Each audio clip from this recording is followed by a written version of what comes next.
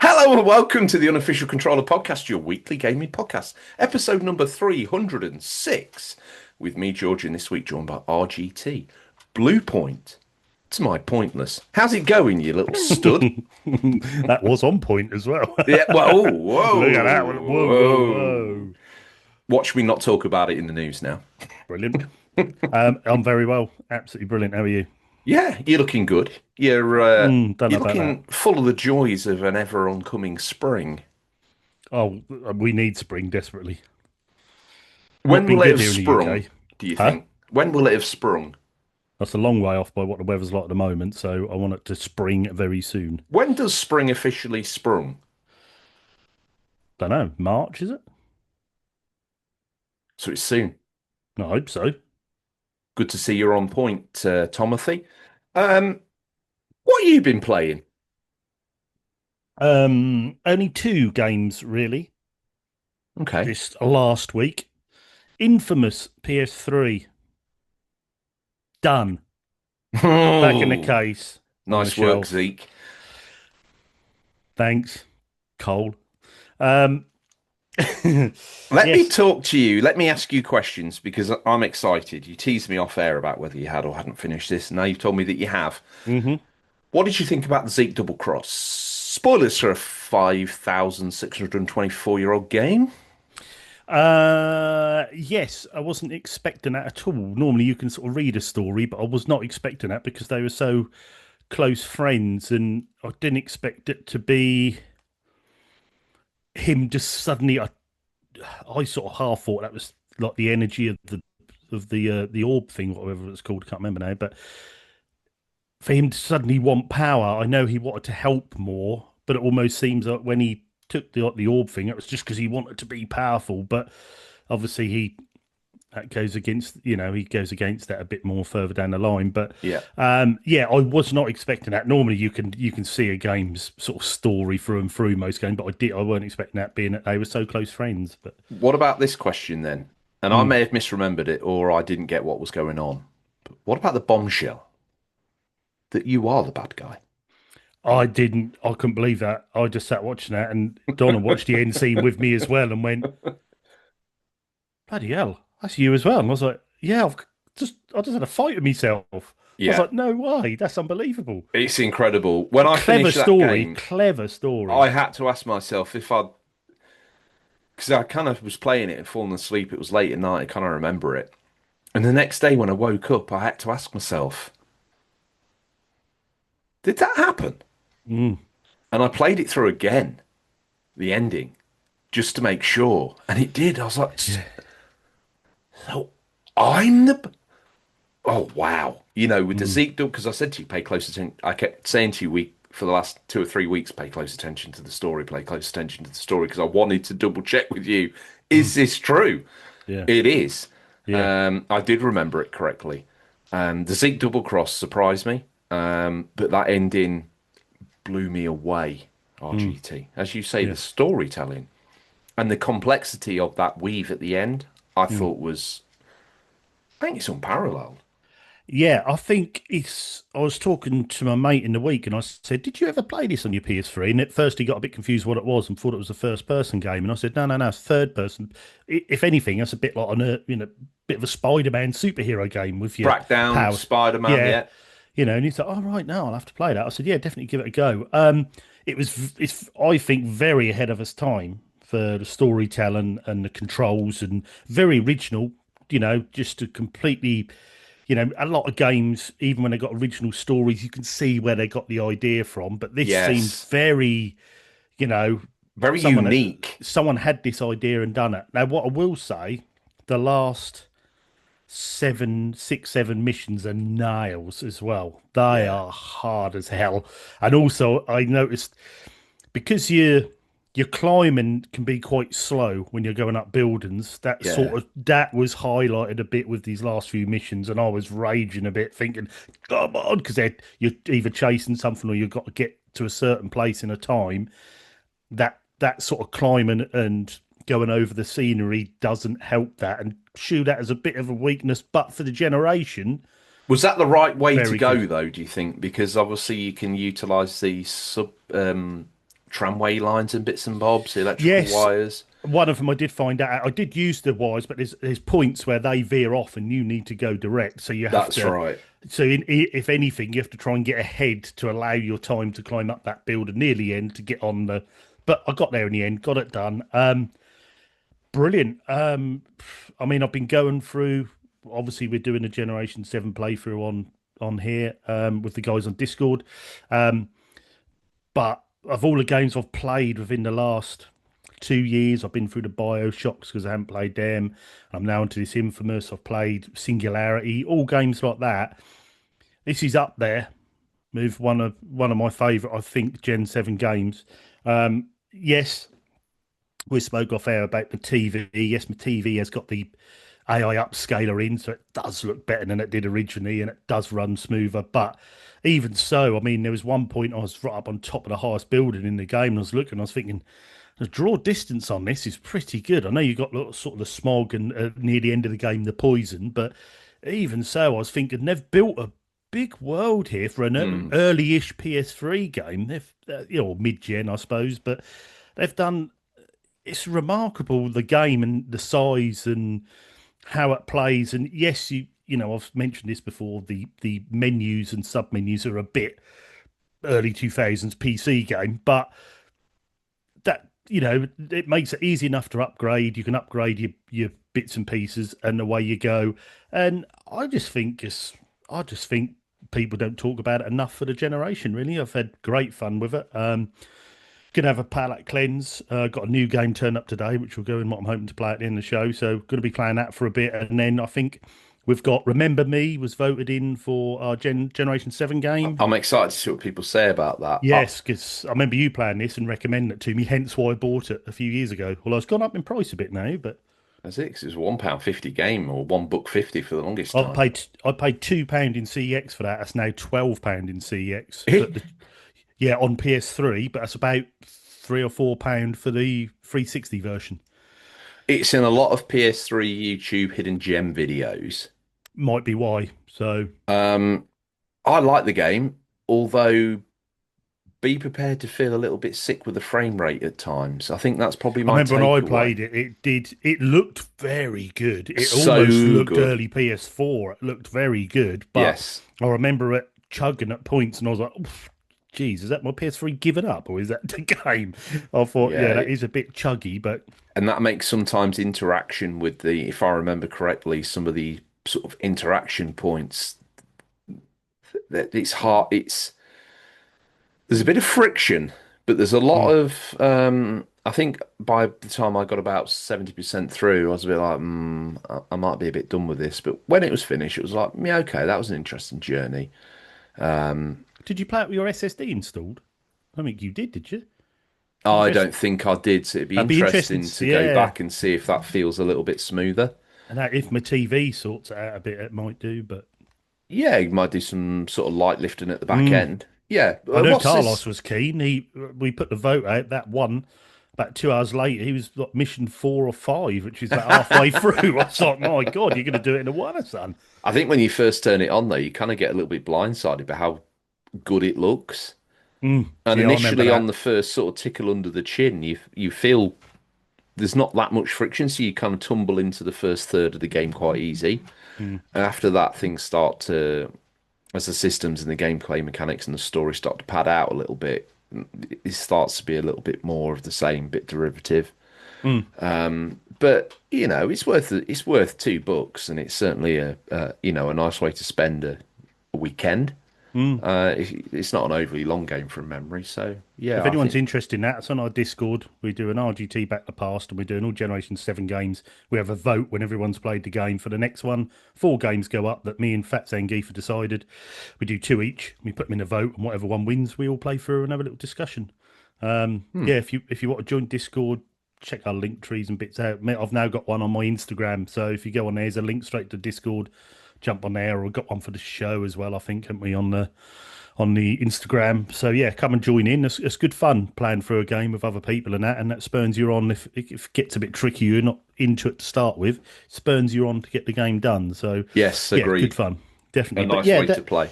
What was this other game you teased me with then? Oh, that's the other game is my hidden gem, you mean? Or No, no, no, no. You said you had two games. Was one of them well, I was Remember? hoping the one was going to turn up early today, so I could have played it and put it on, but it turned up literally 5 minutes before we started recording this. So Well, tell me what game that is then. What game have you been waiting for, like a I think hungry you'll child? I think you'll turn your nose up at first. Okay. Because this is the third iteration of these games, and I've never paid no attention to them at all. But again, as I usually do, I was watching Game Right the other day on YouTube, and he had early access to it, and was doing a playthrough of it, and I thought, do you know what, this looks really good. And then I started seeing a few early reviews, and everyone was saying this is a decent game. I bought the Switch 2 version, which might be a little which we know our problem with racing games on the Switch 2, but I wanted something that's portable. So I have got Club 3. Gear Club 3 Unlimited. This is not Now, much more than a mobile phone game. no, no, no, no, no, no, no, no, no, no.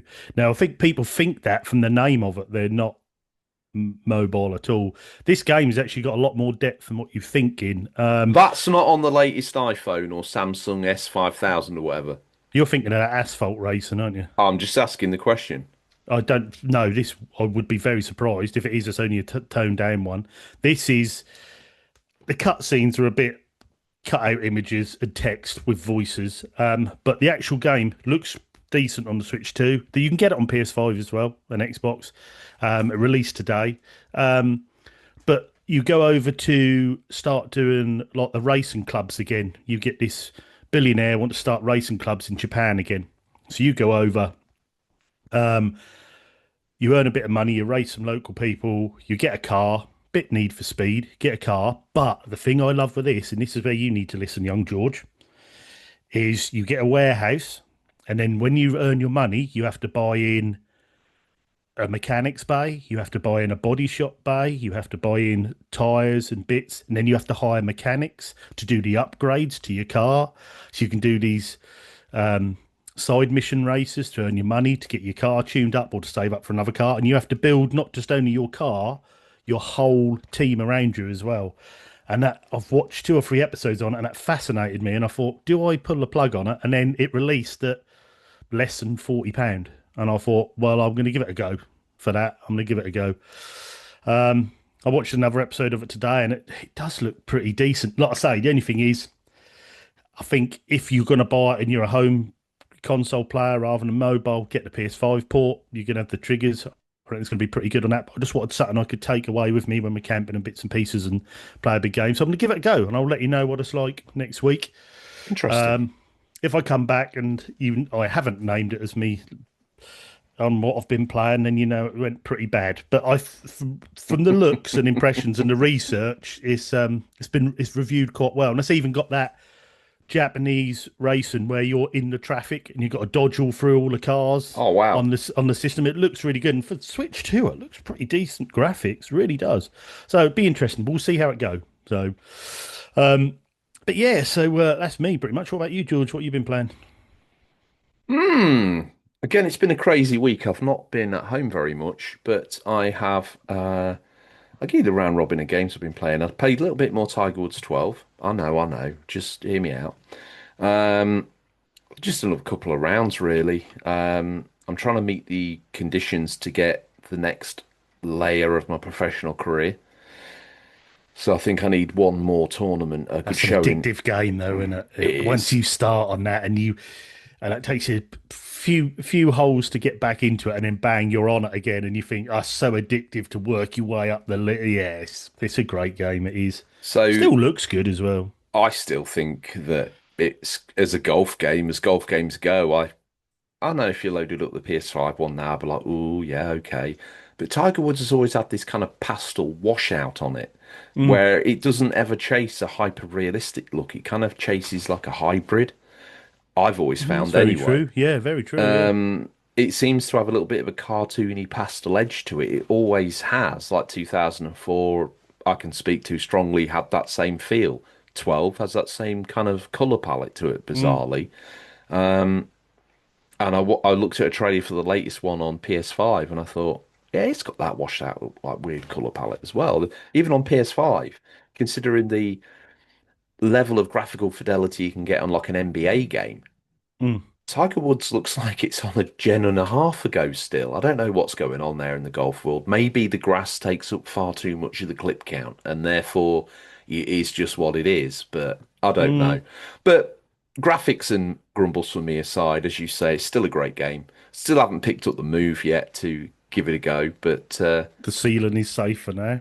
for now, you probably more need to worry about the move controllers in my case, mate. Just wedged in the floor. Just wedged in the ceiling. So there's a bit of that. I pulled out for some reason Africa on PS3. I was hoping Mm. to catch Rachel's eye with that a little bit, and played through the first couple of missions.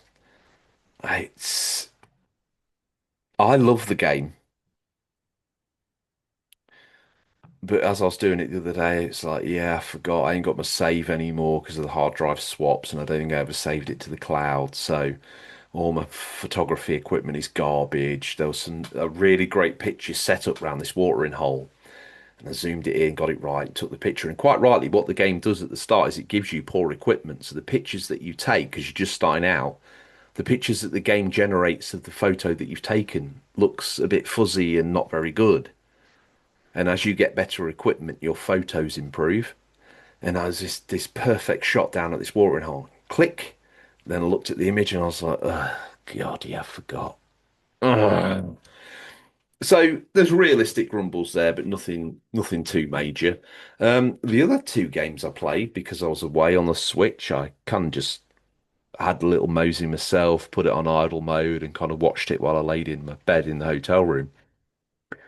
There's just something wonderful about that game. Um, I'm getting a little bit nervous about what the tip jar's being spent on though, RGT, because I feel like I sank a clear $100 into that tip jar, Hmm. and I got nothing.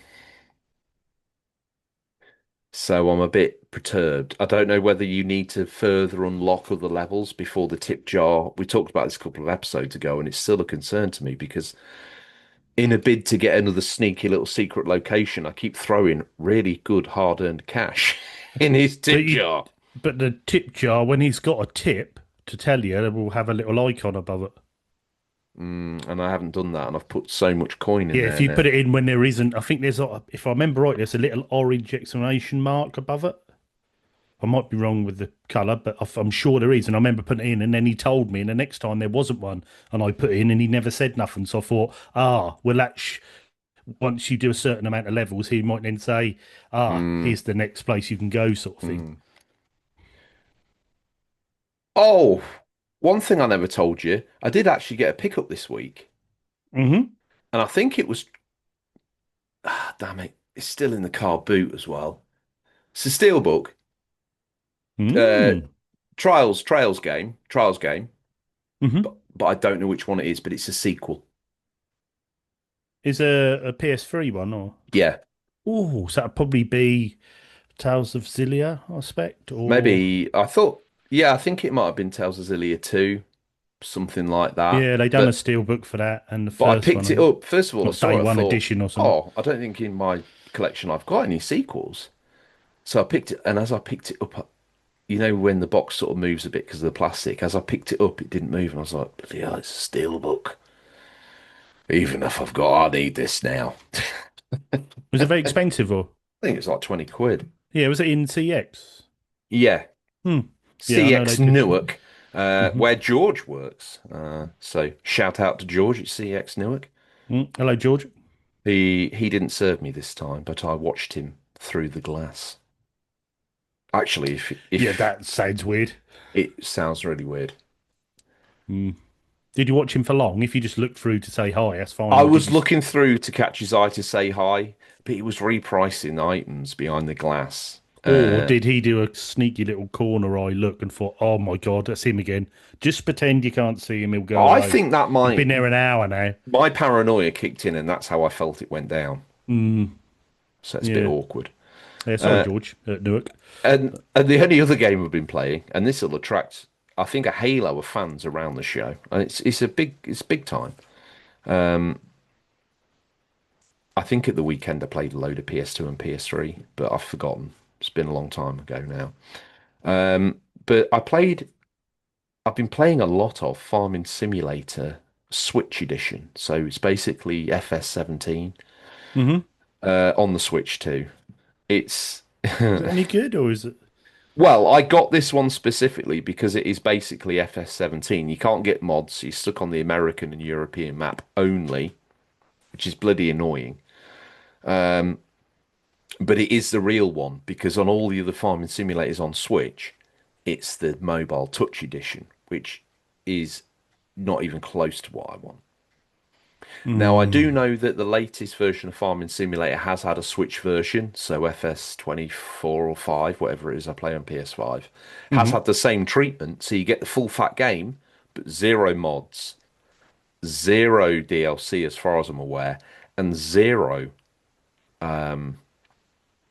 extra maps. So once again, you're stuck with the, I think, three maps they give you now, because obviously I think they need to give you a map for the rice paddy field farming that they Hmm. do in the Hmm. newer versions. So I think that's it. So I've been playing FS17 to be honest with you. It looks pretty good on there. The only annoyance is when you first start on those ones, you only get very small fields. And I can't find the sleep trigger to my house. So I have to like fast forward time. And I thought, oh, bloody hell, I've got ages for these crops to grow. I've done all the fertilization I can do. I'll just stick it on 120 time and I'll just watch the telly a minute. Well, I looked down Oh no. and mate, I was like, oh my God, I managed to get it to real time. Like the crop is probably about 30 seconds away from dying on on in the field. Jeez. I know. That blasted through quick, didn't it? It went from green shoots in the ground to me thinking, well, I've done all my fertilization passes now. So, I didn't plow it before, which was a mistake, but I didn't have a plow. And I'm trying to be frugal. And so I've done and then boom, 120, looked up at the TV, started watching a bit of Repair Shed or whatever it was. I was like, oh, this is good. Oh, I wonder how this is getting on. No, because there's been a lot of work to get those three fields sort of harvested, Mm.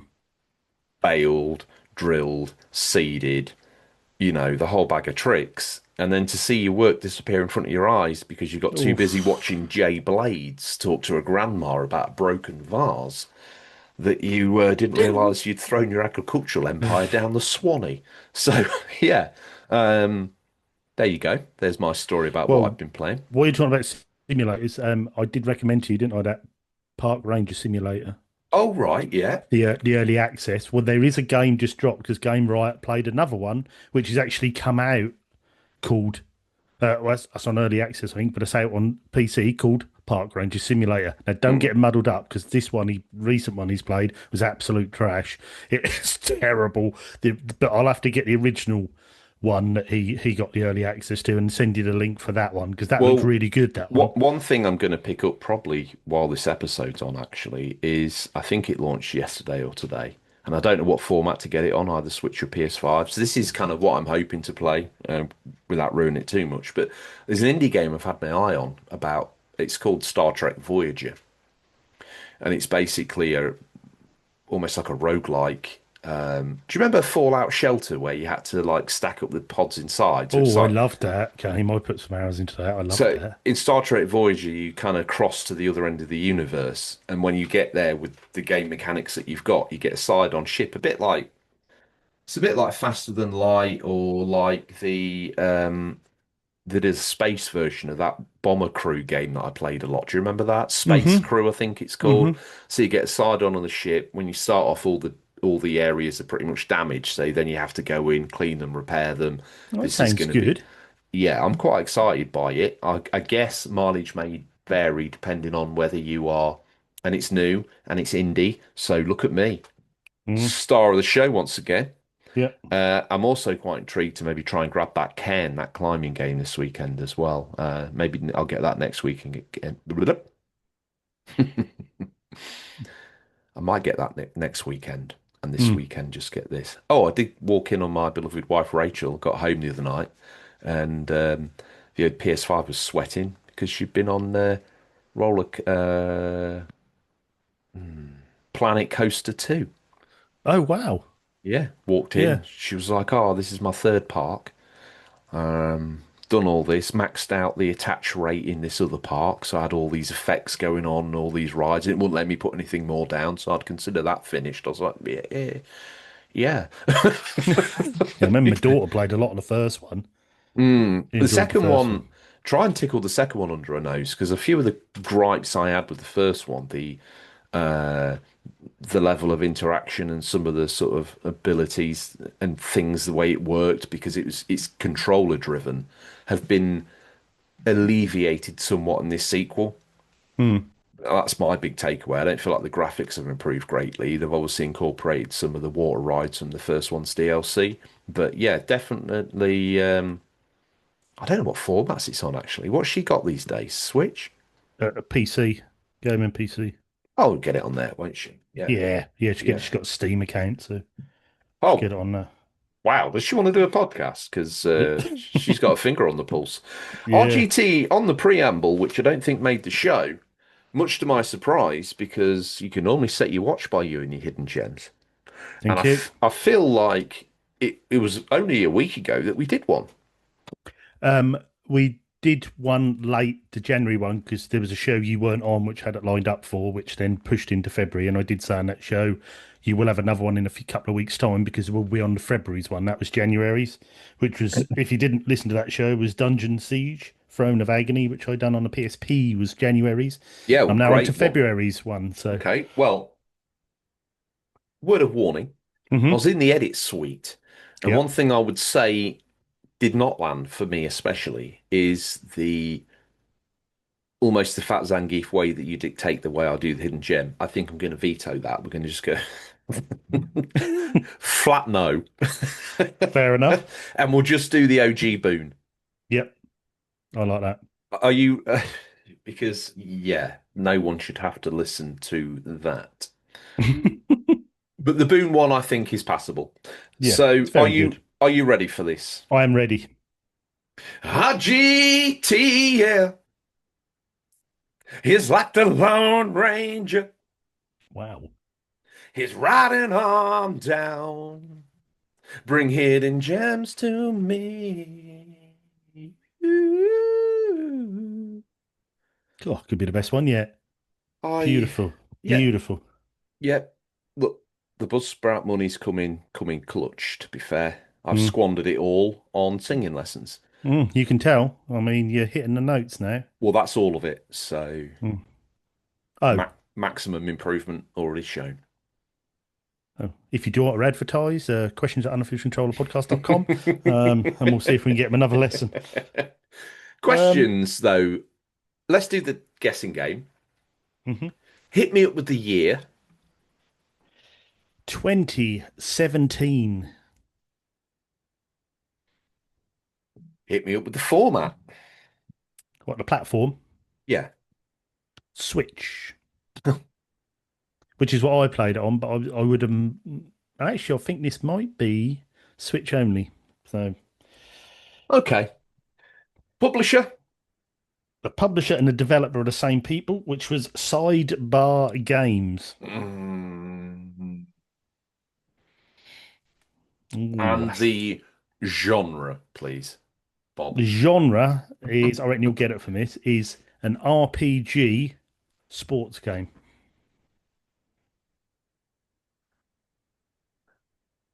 Hmm. Golf Yeah. World. Oh, Golf ne Sim. oh, nearly. Golf Life. Nearly. Is it golf? Yes, it's golf. Starts with an S. I know, mate. What the hell? Golf Story. Golf Story. Yes, it is. Oh, bloody yay! It's good, Uh, this is. yeah. I I was going through my library on Switch the other day, and then suddenly remembered I had this and thought, why have I not put this as a hidden gem? Because it's an absolutely superb game. Hmm. It is so good. And I played this when I had my Switch Lite. I'd messed my back up from work, was stuck in bed, and I sat there and played this for a few days and just absolutely loved it. If you haven't heard of Golf Story, it literally is a art style which is similar to like Sensible Soccer cross Stardew, sort of a top down, almost like an early sort of Pokemon looking game from where you May walk I around. just intersect with how I view it? Hmm. There's that company that makes the game dev story, the fan Hmm. story, and Hmm. it's got that kind of look to it, hasn't Mm. it? Yeah, it's got that very sort of Like a chillby kind of. yeah, that sort of 16-bit, like I say, Stardew, Sensible Soccer, sort of in that sort of ballpark.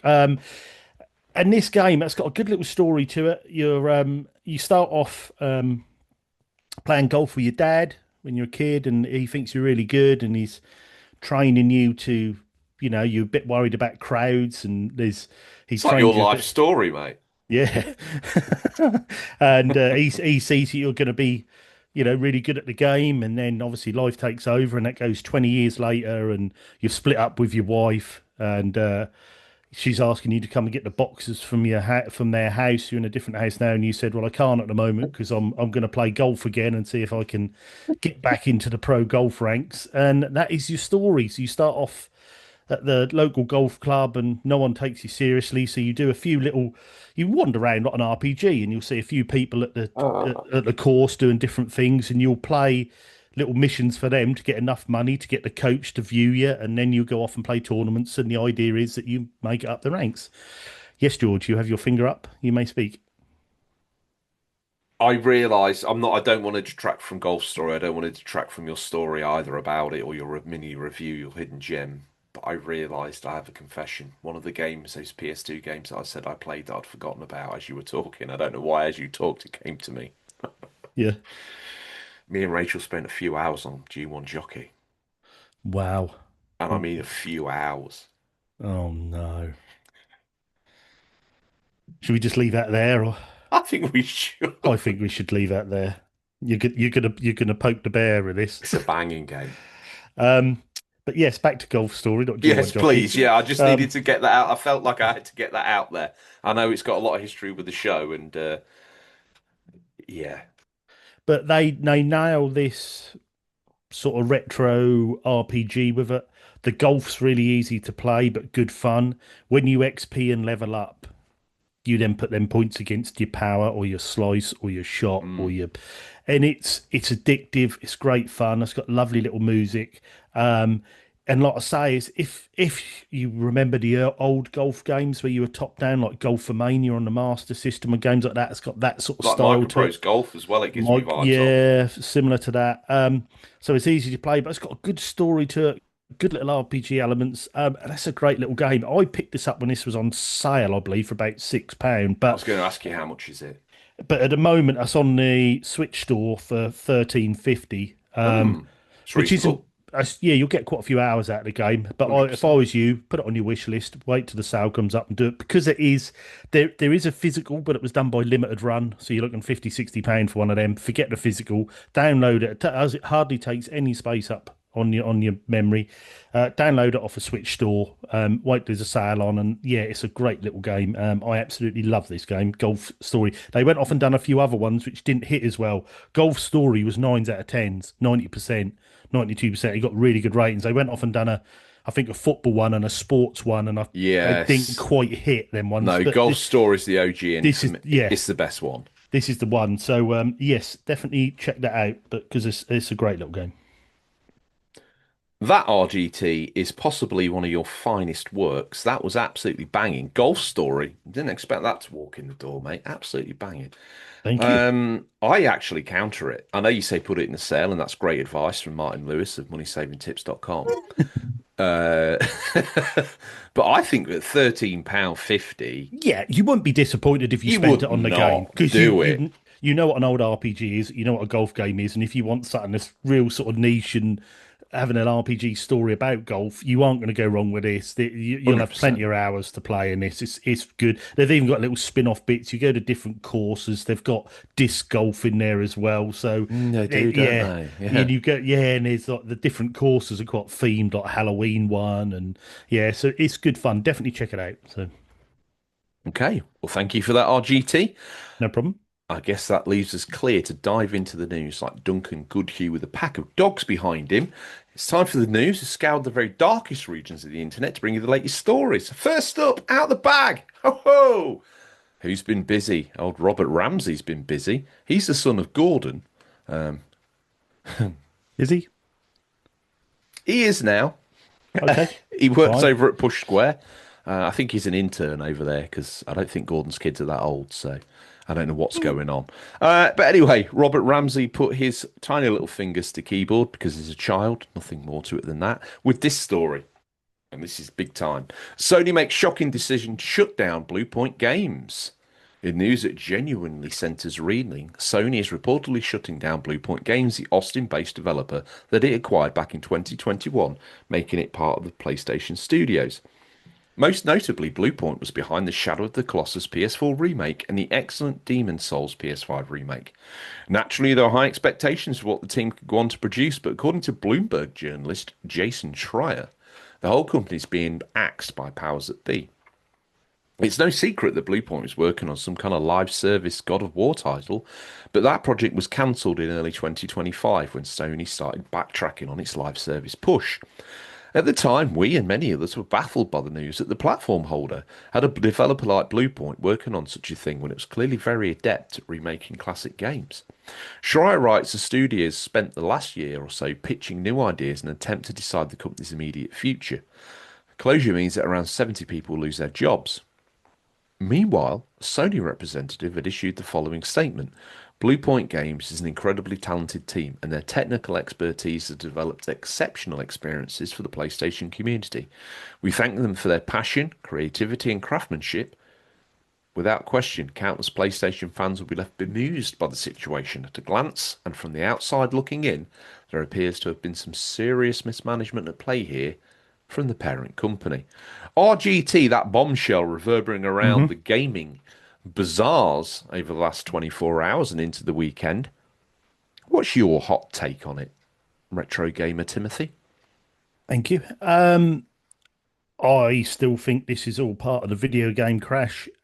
Things need to be slimmed down from these companies. They're foreseeing what's coming with price hikes and chip prices, and we have, the sort of the backtrack from Xbox with the subscription service going for more sales now because it hasn't worked.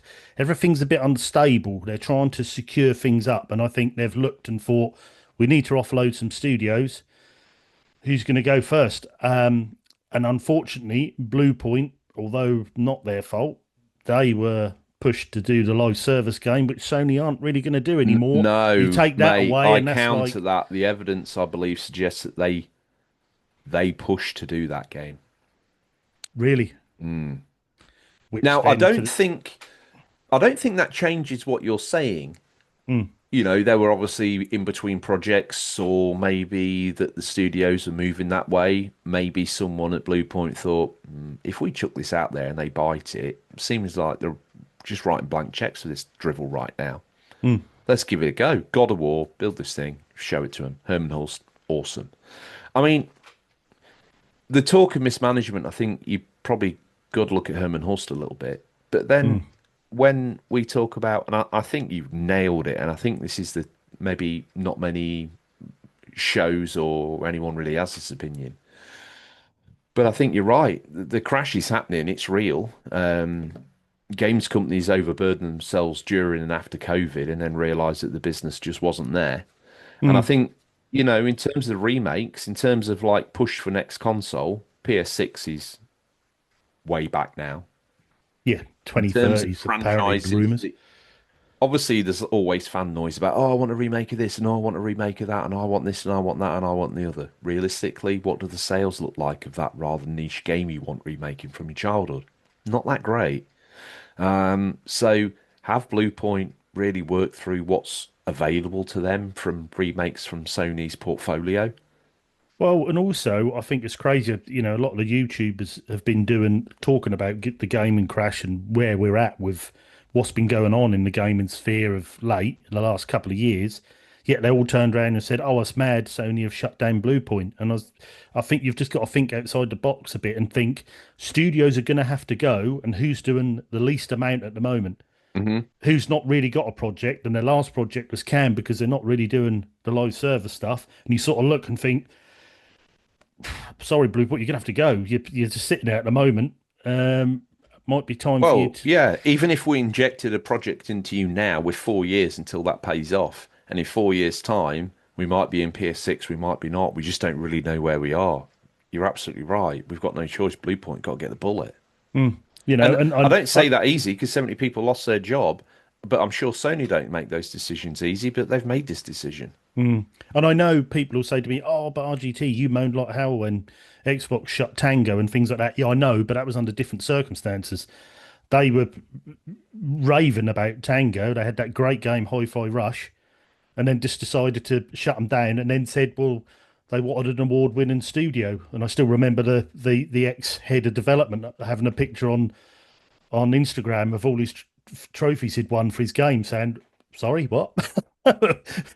We went 1-0. That I think that was more with Xbox. It was a more a tactical financial decision, whereas this is being forced on people now. I mean, look at the layoffs Xbox has done at the moment.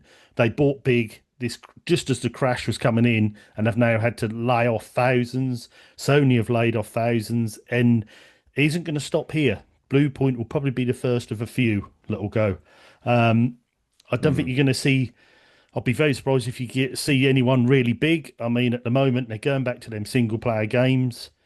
Seems like with the They're odd trying that's to, aren't they? I yeah. So mean, your naughty dogs, your insomniacs, they're going to be there in the background making these games. But I think these smaller studios for any big company, any Xbox, Sony, Nintendo, not quite so much, but they need to be looking and thinking, oh, hold on, we need to do something big in our next game, otherwise we could be next. So, I guess when the live service games never actually came out and the projected revenue return from those obviously didn't hit because the game didn't launch, and obviously you got games like Concord where, the projected return on investment on that is potentially unlimited if it had hit, mm, mm, right? That's yeah. what they're looking for. But when that revenue didn't fall within financial year 26 and definitely not going to drop in financial year 27, you got to ask yourself, what we doing? I mean, someone said to me at work the other day, he said, well, hang on, ain't going to be a crash. Sony have just announced they've sold 92 million PS5s. I was like, yes, they had a massive bump, one, when the sales were on and Xbox put their price up. Sony knocked 100 quid off. So suddenly you had over £200 difference in a console. So people bought the PS5, and plus people jumped from Xbox in their droves and bought a PS5. Mm. There ain't no more gamers there. You still got the same sort of amount, but they've jumped ship a bit from one brand to another. Yeah. So that's a false economy as to actually where the where they are at the moment in the gaming market. And I think these chip prices are a killer and have really made everyone think what they're Well, going that to was the do. other news that sort of broke over the last 7 to 10 days is the kind of delay of the next gen due to these Mm, chip shortages or RAM prices, for want of yeah, a better description. So, yeah, I mean, part of me does. Obviously, I've got a lot of sympathy for the people at Bluepoint. I don't actually think they've done anything wrong in terms of the products they've developed. just wrong place, wrong time, I I think. think it was a bit of a misstep to chase the blank check of the God of War live service game. But at the same token, on the day they won that business, they must have felt like the shrewdest people in the room. Mm, Herman yeah. Hulse was blowing smoke up his backside. Jim Ryan was bloody shouting it from the rooftops. They Oh, yeah, rocked because up.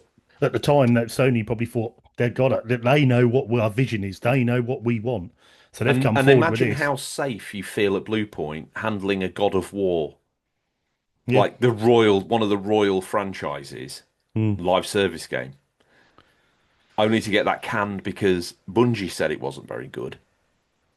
Then find yourself out of Mm. rotation for production We and said then who's get next. dropped. Yeah, well, interesting. I Mm, mean, they're a slippery dog, aren't they? I mm. can I can half see this marathon gripping now. Yeah, I think it's different enough to pull a few people over who are into I those sort of do. games. I think it's different enough. The aesthetic, the way you play, the team aspect, the sort of blue, not an extraction shooter I, vibe of it. I I think think though, with that in mind, it's launched into what it thought it might be an exclusive landing zone. But unfortunately, Arc Raiders beat him to the punch and they is did. incredibly successful. I think where they might have got lucky with the latest Call of Duty bomb, and as much as it has, there might be a few people floating in that space looking for the next hit that maybe have already played Ark, and are still looking for another game. Maybe that might help them, but we'll see. Yeah. We'll see. Interesting times, I think, and yeah, don't think this is a one-off because I think we're going to be putting news, unfortunately, about studios closing for the foreseeable future. I think, Yeah. but So to round that out, commiserations to everybody at Blue Point yes. Games. I hope you find employment very soon. You're a talented bunch of cats, though, so I shouldn't think it'll take long before you get Mm, swooped up, or maybe some of you decide that you can have a go at this yourselves. So be very excited to mm. maybe report on that in the future, or a report on, XYZ of Blue Point landing at X and getting behind So a new game that's coming out. I meant to say to Seb the other week when he was on, I wonder if the indies are exploding at the moment. Is it because a lot of these studios are closing, the big companies are laying people off, and they're all starting these little indie studios? I wonder if that's Yeah, why they're all being I these think there's getting a these lot to great that. indies. I think that's Yeah, a great bit of insight, RGT. Spot yeah. on. What's this next bit of news? This is over on Pure Xbox by Ben Kerry. What's his Um, backstory? Ben Kerry. Yeah, He's Xbox through and through. So if you want the latest news, Ben's the guy. just straight lace. You don't Straight want to laced. go into any of his He nocturnal announces activities. stories before they've actually happened. He's that far ahead of the curve. That's a law you want to attach to him. Hmm. Yeah. Okay. He's like the Mystic Meg of Xbox. I would have thought that you would have probably wanted to do a riff on his name and say that he was like Lidl's version of a popular ice cream brand. Ben and Kerry. Very good. Sorry, Ben, if you're listening. Um, Message him, Ben. and yeah, his piece is titled Bethesda says Starfield's next update will change the game, but it's not Starfield 2.0. Todd Oh, Howard talks the future of this sci-fi RPG.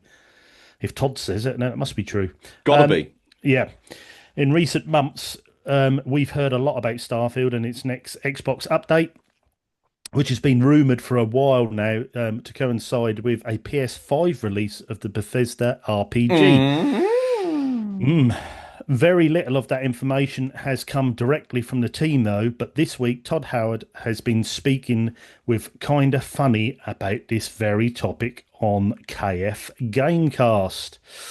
Indeed, while Mr. Howard doesn't give us a release date or too many specific details on what's going on, he does say the team is moving into a phase where we're ready to talk about Starfield.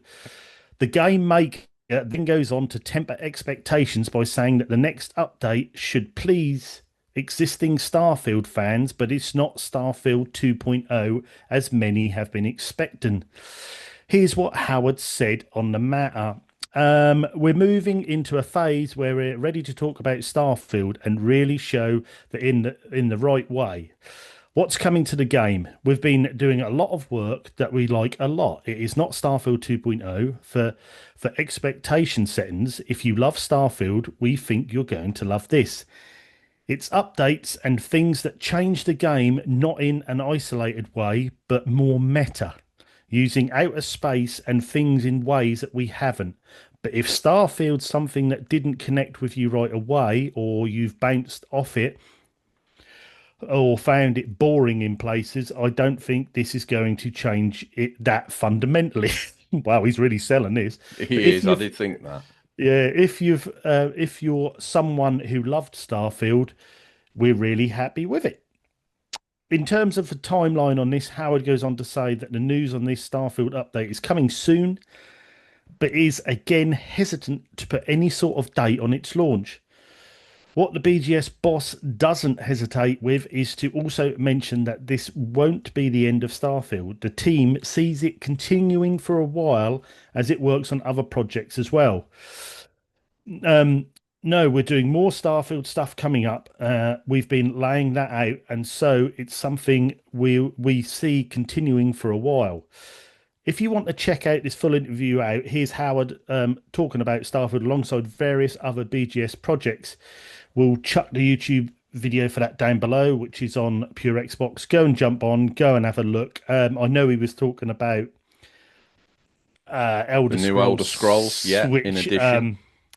which yeah, he has admitted that they're nowhere near getting that game done all right. That, Absolutely. and he I said think they his latest announced it confession is they've got it to a far too playable early. state internally, and Mm. that's all he wants to talk about. I think one of the biggest takeaways from it was that it won't be running on a new engine either, which No, I just had to stop and reread that and be like, hang on a minute, Todd. that's their own engine again, isn't it? Which Which I haven't got a is problem with, but they use that in Morrowind.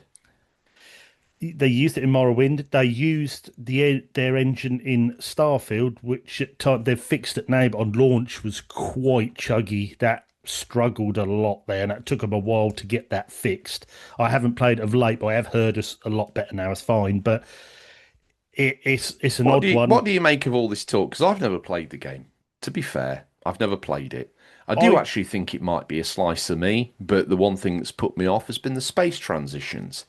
I don't think they're looking at changing that anytime soon, but what are they looking to do in space? the problem you have, George, is one, you're into space RPGs in the big time. You've played one of, if the not best one, for hundreds, if not 1,000 hours, which is No Man's Sky. So you're going to come in comparing it, and unfortunately to me, there's no comparison whatsoever. I played this Wow. on launch. If you're a big Fallout fan, it's got them similar mechanics. It's a bit obtuse. It's typical Bethesda. So your NPCs look like they're from a PS3 or an Xbox 360. Yeah. But that's what you sort of expect in games. But the game itself, it played quite well, but it was very. It just didn't grab me. I put about 15, 20 hours in and just thought, oh, I just can't do this. It was, you'd go to this planet, you'd land, you'd go and speak to him. Oh, I'll speak to him. Go and speak to them. Okay, I'll speak to them. You need to get this. That's there. Okay, cutscene, cutscene, land. There you go. Go and find that bit. Got that. Go back. Go speak to him. And I was just like, it. And I've said this about Ubisoft games. Don't everyone hate me. I know there's people who love Starfield and brilliant. It wasn't for me. It felt quite soulless.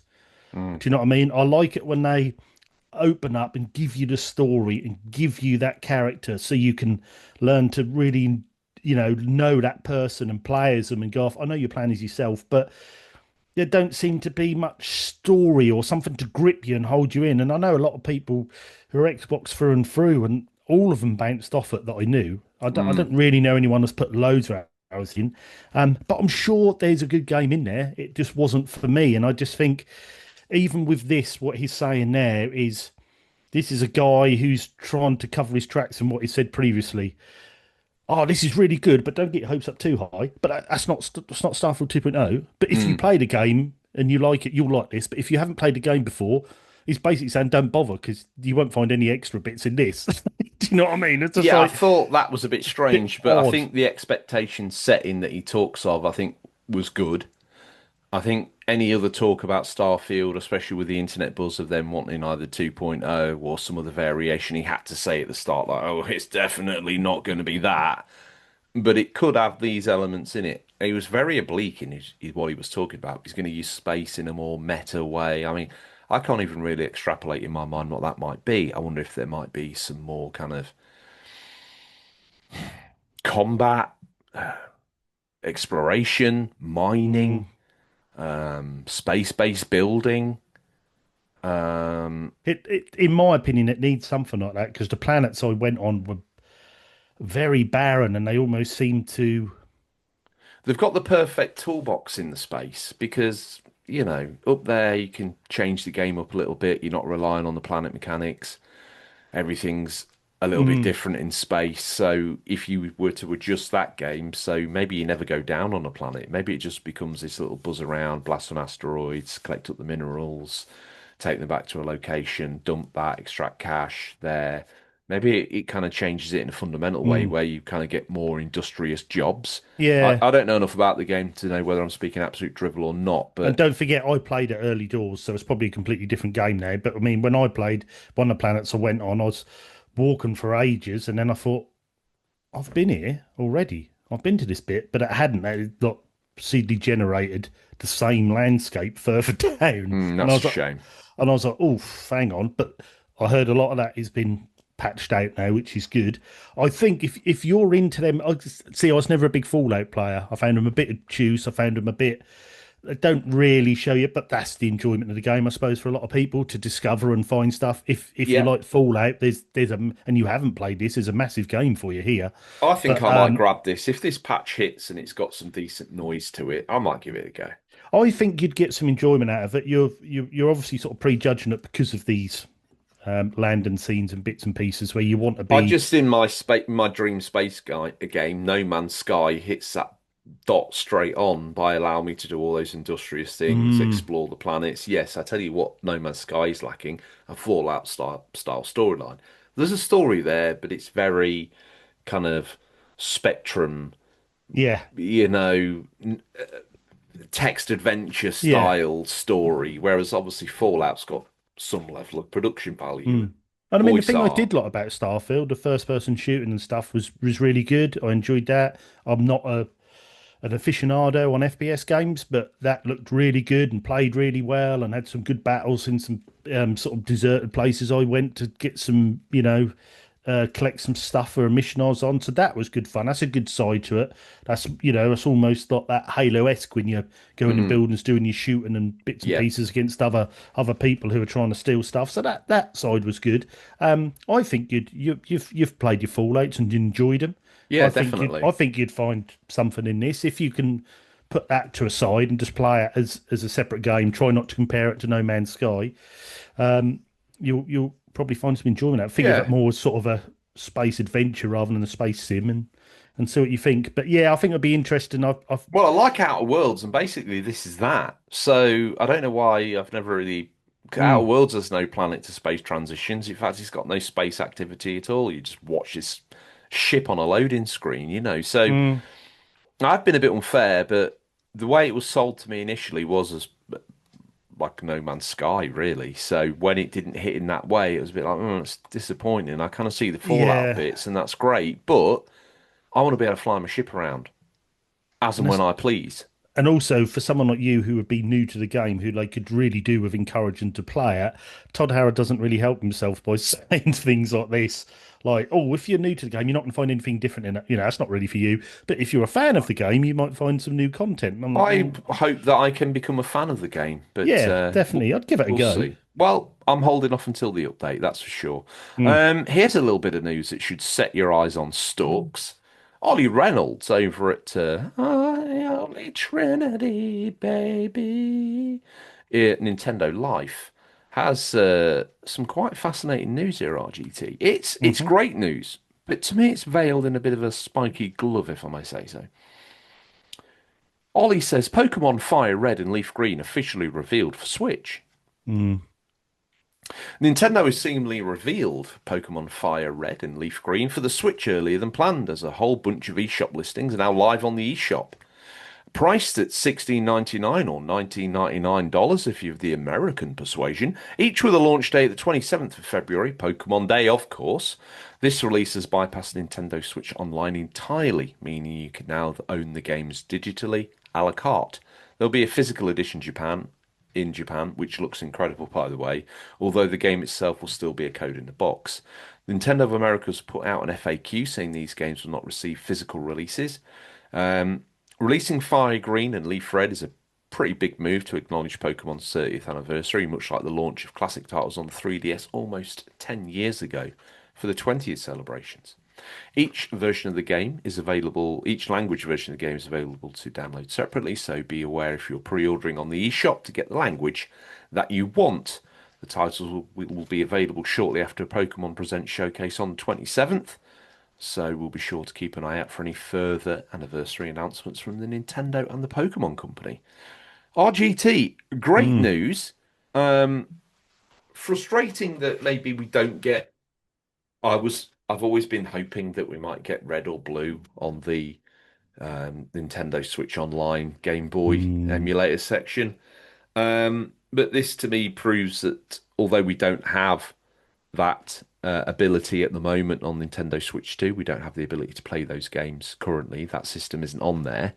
Um, this is starting to make me think that Game Freak probably want to make another game for the PlayStation 5 and have decided to charge a not inconsequential 19.99 for this game. mm. I'm happy it's coming. I think it's going to be fun. I think it's actually a relatively decent price point to some degree, if a little obscene. Um, but hey, what's your thoughts? At the moment, the way Pokemon card collecting and Pokemon is in the world at the moment, and they aren't going to give us them for free. Unfortunately, Nintendo are looking, thinking Pokemon is big, and also Pokemon is big at the moment in card collecting because the people who collected as kids are now got the disposable income, and it's had this massive boost the last 5 years. And I think they're just going to think, right, let's just re-release some of these games. Let's hit them in the nostalgia nerve. They'll pay $20 for this time and time again. And if they got free switches in the house, they'll put it on all free switches at $60. And people will. I think people will lap it up. Pokemon is massive, so I think as well that'd be nice to have them dropped on Nintendo Online, but I can't see it. Just red and blue or yellow or Yeah. just as a token of goodwill. I mean, we pay for that. Mm, And they've given us everything around the periphery of Pokemon over yeah. all these years, but they've never decided to quite let it go. No, no. Um, And I just think because of this big boost at the moment, I can see them doing code in the box. Maybe they'll release red, blue, yellow as a triple set in a code in the box for Switch 2, $50. You'll probably see a couple of the other older ones in a set. Do you know what I mean? Like these HD, not remasters, but reskinned. We're getting these collections now. You get shooter collections.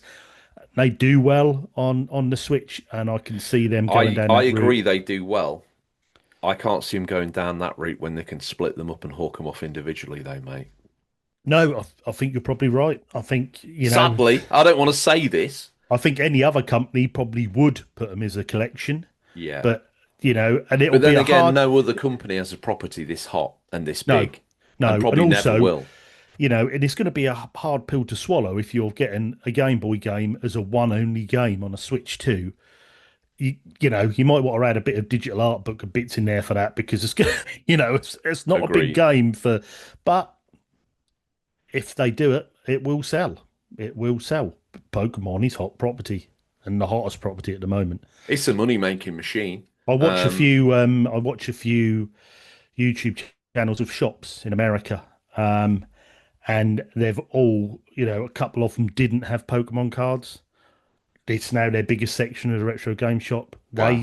Yeah, and as quick as stuff come in, they literally run the shop round their game shops, but they run the shop round the Pokemon. They have trade nights. They have, because you got new people into Pokemon cards, the young children of today, and they're doing it with their dads who are in their late 30s, early 40s, who collected back in the day, and they come in with the files and they swap and trade and bits and bits. And the cards they're selling thousands of pounds worth a week of cards, thousands of pounds because it's the hottest thing at the moment. And I think Nintendo will be all over that, absolutely all over it. And Outrageous. a lot of people moaned about Z2A, their last Pokemon game. It looked like an old engine and looked like an early Switch game and blah blah blah. Still sold. That's the danger. It's still sold. So yeah, it's a big passion for that. Yeah, $20 code in the box is. They've probably looked at prices of games and thought, I was thinking that let's just people are undercut it a little willing bit. to go pay this for one of these loose carts. I mean, what Yes. can we get away with? Yeah, if they're paying Um, 30 quid for a loose cart, let's stick it at 20. We'll lure them in over to buy it for a bit cheaper on a new system. They ain't got to buy the old system. We'll make bank, and they will. yeah, They will. yeah. No, it feels a very calculated move. I know these things always are, but this Yeah. feels super calculated. Almost feels like you've been sniped in the back of the head. Mm, And that's where a little bit of my, they know what they're doing. Fair play mm. to them. But wow. Um, They no, know how to sell a property and they will milk that property, Mario, oh, I was you going to know. say, this is maximum extraction every single time. I I got to think the doff my only cap to them. Yeah, I think the only one that they've always struggled to get mega numbers for is Metroid. Um, Mm, but anything else, Donkey Kong I mean, Donkey Kong was an arcade game in the 80s and they're still managing absolutely. to sell millions. They know how to hang out a property. I Could you think see in 40 something, years' time The Last of Us still making games? No. But for no. some reason, Nintendo, they know how to do their properties, and I think Metroid is one of those ones that you bring out. I mean, before you could bring out three games in a gen almost, but I think now it's like once a gen, once every other gen, pleases the fans, ignites some interest in the franchise, gets them in the back catalogue, and over the course of its lifetime sales on that system, it probably gets to a place where it's kind of okay. I think when they done Metroid Dread, they tried to take it back to the 2D roots. I bought that Mm. game. It's a very good game. It's a tough game. But if you liked your Super Metroid, you'd be all over this. If you liked your Fusion and I that. think they kind of tried it before though, But didn't they? When they yeah, tried on, is it Metroid Other M? What was that? That yeah, was a mess, wasn't it? that was on the Wii. We, Yeah, yeah. But yes, they used motion controls. That was a bit random. But it was. and they tried it with that. And even then, I think we've going back to the 2D to hit the nostalgia nerve that I think it sold less than a million. It was like 800, 900,000. But the hardcore Metroid fans will always buy the games. So they're not going to get rid of Metroid. They'll just keep every now and then That's what I'm thinking. releasing That's where it's at now. yeah, and that keeps that fan base on your system. If you take Metroid away, you potentially lost quite a few people who'll go over and play, a 2D sort of Metroidvania on something else. But if you keep promising a Metroid game, we now had Prime 4 as well, which I've still got to play as well. But and that's gone down pretty well, I think. But will you see another Metroid Prime for Walt? No, I think we won't see one for a long time. no. And I think But it may end up being a bit of a reboot because at this point, there's not really anywhere else they can go. no, I've got that to play. I'm looking forward to playing that. But yeah, it'd be interesting. But Hmm. yeah, yeah, it doesn't surprise me with Nintendo. Whether you think it's wrong or right, you listeners out there, I mean, let us know. Questions at unofficialcontrollerpodcast.com or jump on our Discord, let us know whether it's right or wrong. They know how to sell a product. Well, to Um, that end, RGT, it brings us mm, to the end of the news. yeah, Pretty eventful week. What with some Starfield rumblings, but it's not 2.0. Don't think that. no, no. Don't you think that? With some Nintendo classics coming back, but your old friends know how to charge. Quite a lot, I would say. Mm, without a doubt. And Sony shutting down Blue Point and RGT's portent of doom is it might be the first, but it won't be the Mm, last. no, Um, definitely not. Sadly, as expectations reframe around our beloved gaming hobby, grown men playing with children's toys, you got to wonder where the industry's going in the future, RGT. Yeah, it's at the moment the game companies don't know. It's so uncertain ground at the moment. They don't know themselves, and It feels a bit fractured. I don't think Sony's push for live service was a mistake. I do think there's an element of future gaming that lies I there. think their mistake was going all in. I think they Yeah, should have just kept it alongside the single player big games because that's what everyone loved. That's why you had a PlayStation. I So think don't take away from Helldivers what would you're have been the famous right for. cadence. I think if Mm, they hadn't tainted the well with because I'm gonna rock the boat here. From all intents and purposes, Concord wasn't garbage, no, but I it failed think before it launched. it attracted such a headwind of bad feeling and negative press because all the single player games had disappeared and all the talk was about these live service games. I think Concord, for that reason, was unfairly probably targeted with derision about the PlayStation fan base's anger at where the system was going. Yeah. I think if they'd had Helldivers, Rest, Concord, Rest, something else but new, Marathon, maybe. yeah, Marathon, we're at that point, there's the Mm. cadence. There was no need to whore out your family jewels, was there? No, no, definitely There not. wasn't. And No, then definitely you not. got to look at yourself and think, well, if they hadn't done that, where would we be? I think some of the games that felt like they came a bit late, Ghost of Yotai, Death Stranding 2, it felt like an age for, didn't it? Not that they Mm. were directly involved in it, but there's certainly some scheduling and release windows you got to fit round. And I think that scheduling and release window that felt like Sony were doing nothing is exactly right where all these live service games would have dropped. Bam, Mm. bam, bam, bam. There you go. Clean Yep. up. Game of the year or two. Let's get out of here, boys. Drop mic drop. It's not how it went down. No, and I think, like you say, with where the gaming space is going, who would have thought 2 years ago Xbox would have completely done a U-turn on, subscription games? Not so much they're still doing games paths, but to suddenly sell on your competitor's system, to put your main games over, and literally that's how uncertain it is, and this is how quick this crash is hitting, that they've just gone, right, Game Pass, we need to change direction here. We've bought these studios, we're putting these games on, we're just not getting the traction. We need to sell games now. Where are we going to sell them? Stick them on PS5. Mm. And even some games are going to be coming to Switch too. They're Yeah. just trying to recoup money quick, because these companies, they can see 3, 4, 5 years Well, ahead and who they would can have plot. thought, mate, with the money that they'd spent on Indiana Jones to secure that franchise, to pump the system, to sell the system, that would end up being on the Switch 2. Mm, Imagine mm. saying that to an Xbox 360 owner. Yeah, yeah. So and I think they're all just trying to plot a bit now, and they've, like I say, they look 4 or 5 years ahead. It's uncertain ground because they don't know, but they're all trying to think where it's going to go. Xbox is trying to do damage limitation. Let's get some money back in, or Yeah. Microsoft is. I shouldn't say Xbox. Microsoft is saying we need to get money back in now. You spent billions. We're not getting a return. Start selling the games, which has been working. They've been selling great guns on PlayStation. Um, Nintendo and I Nintendo. feel that's a little bit embarrassing because it shows you that your own fan base would have paid big money for these games in the traditional method if you hadn't abandoned it, and therefore ergo you'd be sat on a pile of cash and a pile of happy gamers that buy what they want when they want and don't buy what they want when they don't Well, want it. And maybe a smaller level of, I mean, I think the way Sony handled the Games Pass, their version, has been awful. mhm. There's I go there on the portal, sure. Get disinterested and play my own games in the end.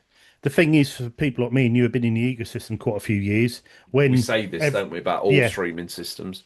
when like on premium and you get Last of Us Part 2 drops on there, you get Demon Souls drops on there, you get Red Dead Redemption 2, or you get blah blah blah. We've already played them. Mm, So, true. it's good for bringing new people onto the system. But for me and you, we've played a lot of them, and there always seems with these systems, even PlayStation Premium, there's a hell of a lot on there, probably 1,000 games, but there's nothing on there as well, Yeah. because it's that streaming service. We've said this 1,000 times, Netflix syndrome. You can have everything put on a plate offered to you, and you can't find out which one you want. So, it's funny Well, we times, and experience that with our libraries, our physical libraries. mm, yeah, exactly, I yeah. spend as much time staring at the shelf as I do playing the game. Exactly, yeah. Yeah. Hence why this Gen 7 playthrough on our Discord has been an absolute godsend, because I've stuck to the games and played through. I've got a list of all these games I've been completing on PS3 and Xbox 360, and it's brilliant. Absolutely loving it. That's the way to play. Pick a game and see it through and play it with friends. The man who That's the way to finishes play. games. New t-shirt idea. Bada binks to get on it. I thought we already had that.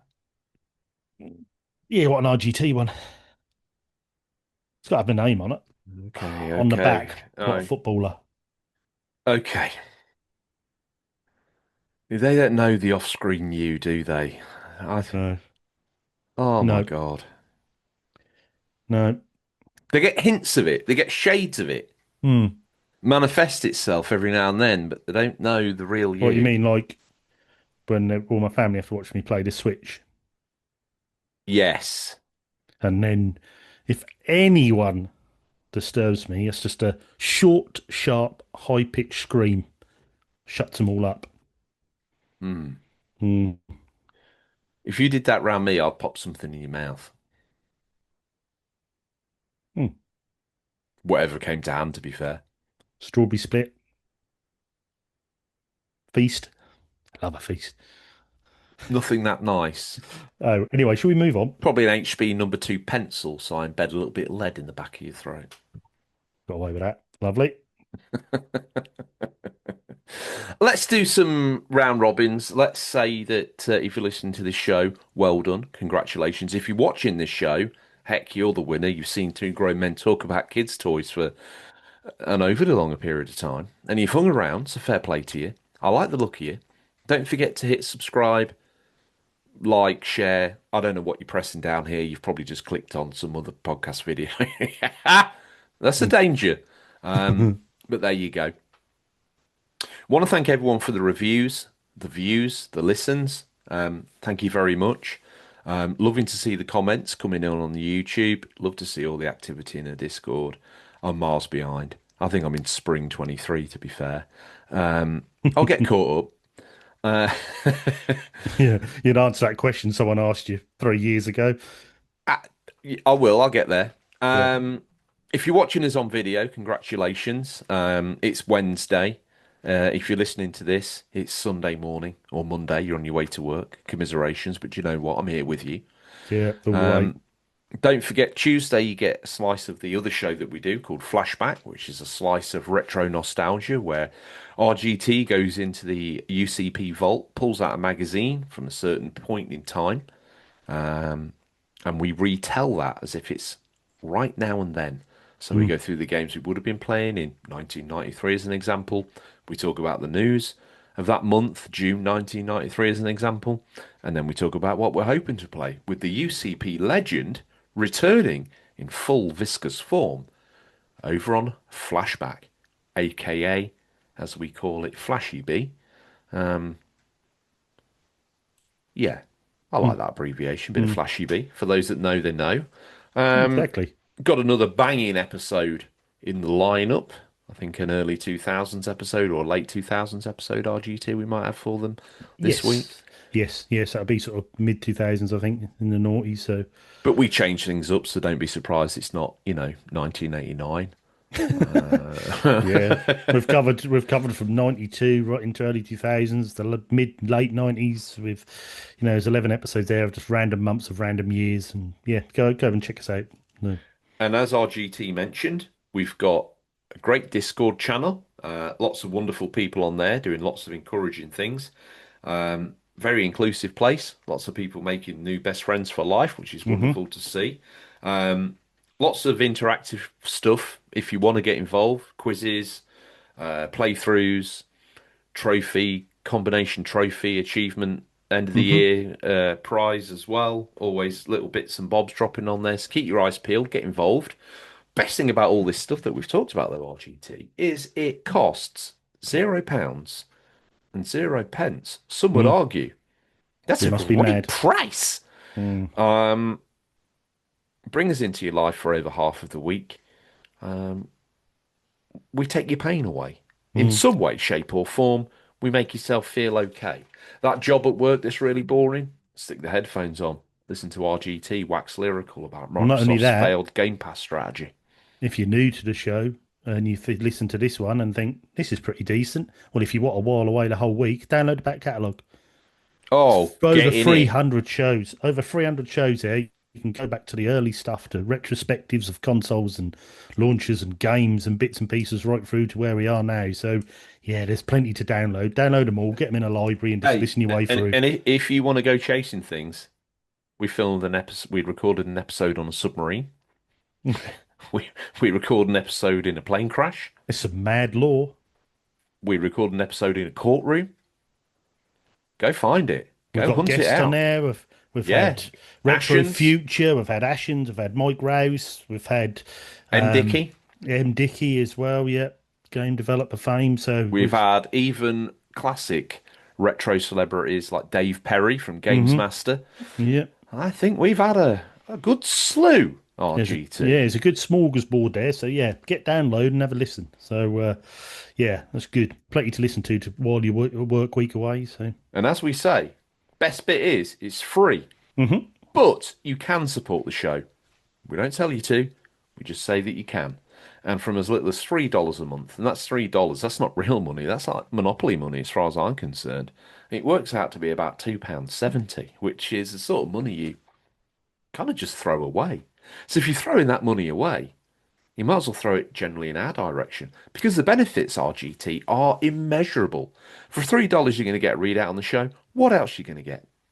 you get access to the Unglorious chat in the Discord, and we were doing, or are currently still do, a Zoom meetup, but we are in discussions at the moment that's slightly changing it. Hence, there's been a bit of a delay. So for all you Mm. subs, we're going to change it up. And the reason we're changing it up, it's not because we don't want to do it anymore. It's because we want to give you something that you can all get as subs. Whereas on the night, you might only get 5 people turn up, you might get 15 people turn up, but people are still missing out from a benefit which they're paying for. So we'd rather give you something what you can all have at any time. So we're in discussions with that at the moment. So Yeah, that will change up, but you we want won't to lose make out. it. Yeah, it's been niggling me. Yeah. My inability at times to get on even one of these quarterly Zoom calls has been it's been bad form, and I'm looking at putting that right, as RGT says, by switching things up a little bit. Mm. Don't worry.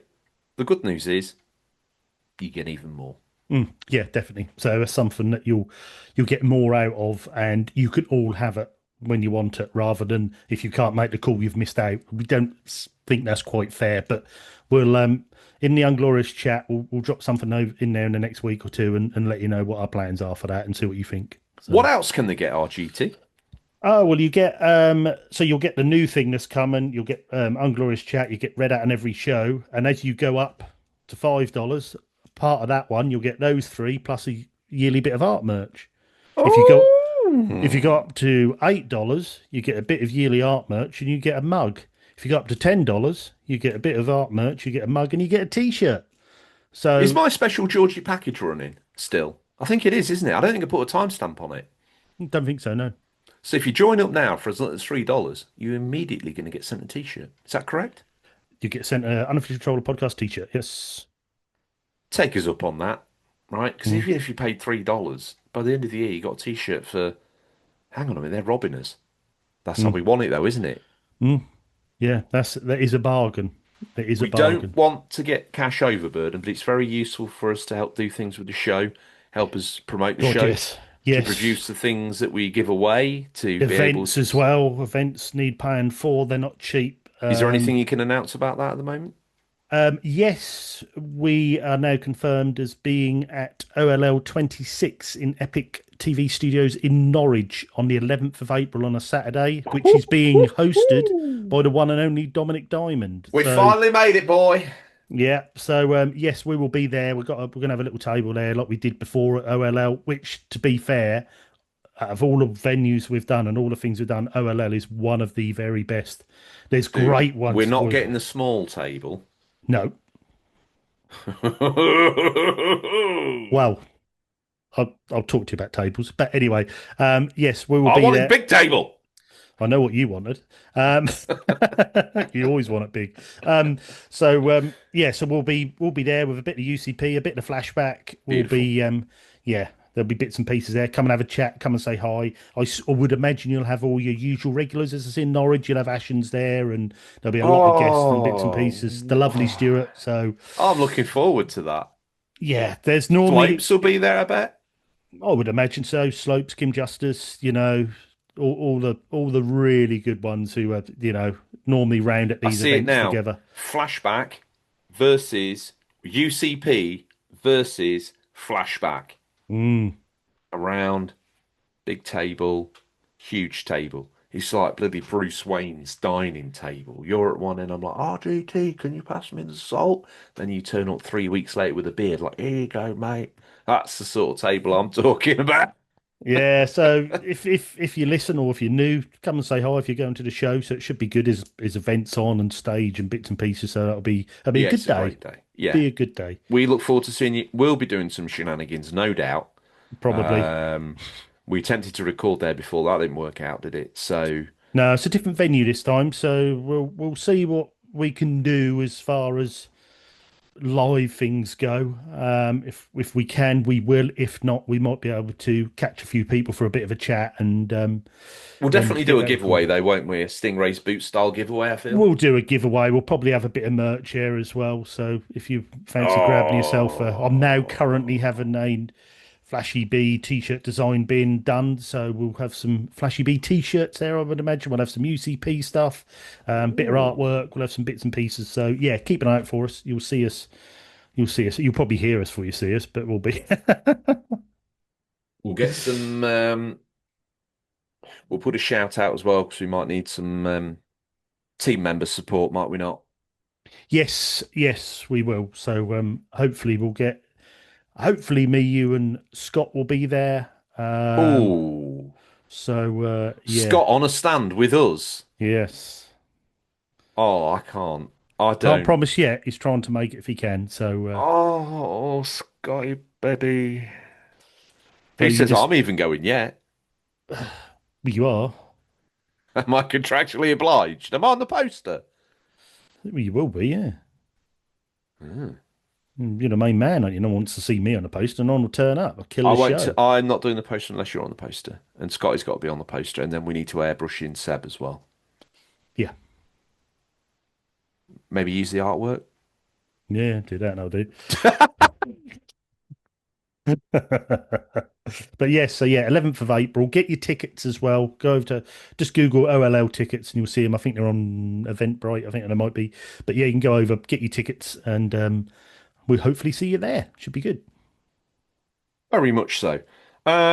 RGT, to that end, we must thank the people that do pay us on the We regular we definitely must. every single month. Um, I'm going to go first because, I mean, why not? I don't even know anymore or care about whether I'm going to get Zangiefed or not because I own the Zangief. I am the Zangief. I am the human walking Zangief. Hmm, without a doubt. Okay, well, straight away then, let's cut straight into it. As I thank the beloved, strong, stoic, heroic Captain Scarlet. Oh, and many happy returns for this week. Happy birthday. I hope you enjoyed your fish and chips. I So, I saw that flash up on our thing and mm, I've been a busy boy. yeah, But you've been happy away all week. You've been away all week. You've been happy busy. birthday, good So, sir. yes, I hope you had a good one, mate. Next up, we have the wonderful Retro Ed, who I will hopefully be meeting for the first time next week in Bristol. We're going over to the Bristol Gamer Market. There's a few of the Discord are going. I think Scott might be going as well. Is it I'm now that going. we announce what you and Retro are wearing as your fancy dress? This is the first on me, so it's going to be interesting. I'm a little jealous because I always thought it was what we were going to do. But Oh I no. understand that you two are going as Master Blaster from Mad Max 3. Master Blaster. Yeah, you're not But him. if I send you a picture of me and Retro Ed as Master Blaster, I'll have to borrow your leather gear. Yeah, no worries, mate. Yeah, just Mm. wipe it down. Anyway, who we got next? Up next, the man who does not need wiping down because he's permanently dry. Not in that way. He just doesn't sweat. Not in that Yeah. way. Whoa, digging a hole here. He does sweat. No, he does. And he can sweat naturally. We don't want to tie him with that brush. But it's my one-man army, one-man George fan club. It's the only fan I've got, and I'm very grateful for him. It's Carlos. Thank you, sir. Yes, and he's still, I know I say this every week, but as soon as we do a flashback and he's listened to it, he's popping up import games from the year. I I love know he it. is. Oh man, I'd love to just sit down in a pub with him, have a few points, and just talk about his gaming history because No, it is, I want to be in his house, yeah. sniffing his games. Anyway, next up we have Why the is that weird? One minute you're standing outside stalking poor George in CEX, we're standing looking at him through the window for an I hour. Now see. you're wanting to sniff a subscriber's games. Yeah. This has got to stop. Look, You're there's thinking obsessed. about it and there's doing it. Mm, yeah, we've got me and the board are gonna have to keep an eye on you. I think you're going a bit Oh, the rogue. The committee. committee. Next up, we have the wonderful firm returns.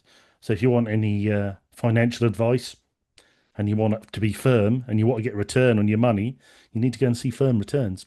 Absolutely brilliant. Thank you very much. I know what you're thinking, and I thought of that after I said it. Who's next?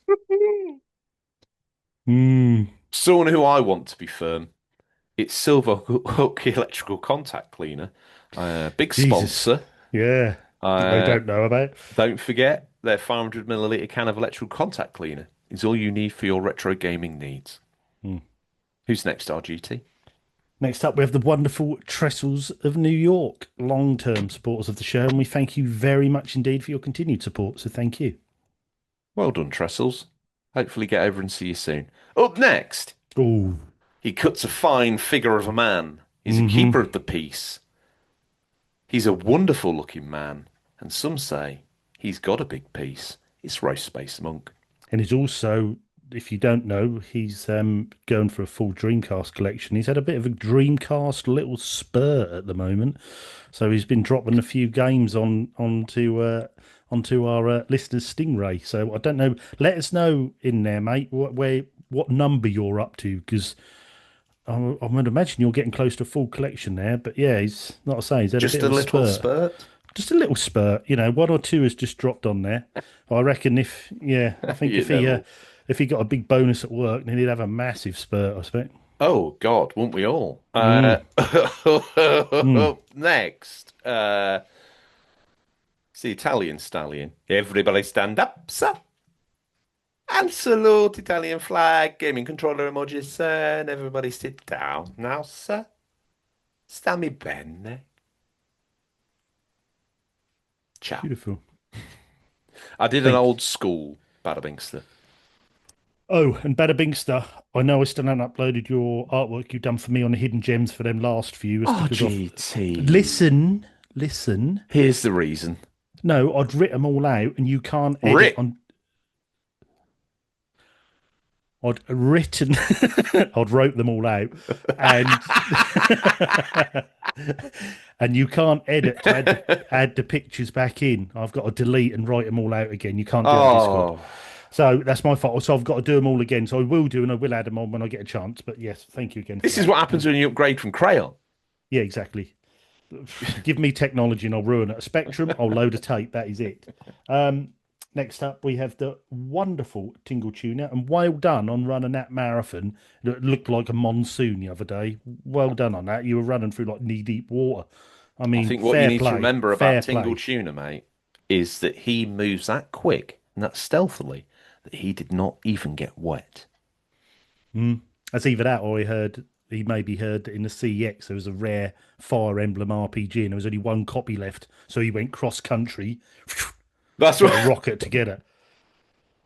Knee-deep water through I rivers. would walk 500 miles and I would walk 500 more just to squeeze that small fire emblem who can bring it back to my home. Jeez. Well, contact cleaner. Thank you anyway, Tingle Tuner. Who we got next in George? I haven't stopped talking about that wonderful human being yet. But moving on to another wonderful human being. His Mm-hmm. initials are DM. That Mm. doesn't stand for Danger Mouse.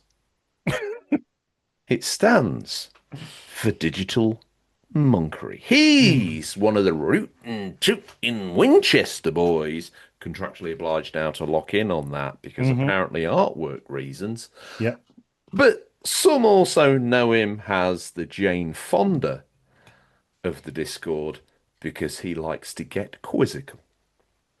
Very All I true. know is his name's Digital Monkery. And thank you, Yes. sir, for all that you do. Yeah. Thank you as always, fella. Next up, we have the awesome bald Border.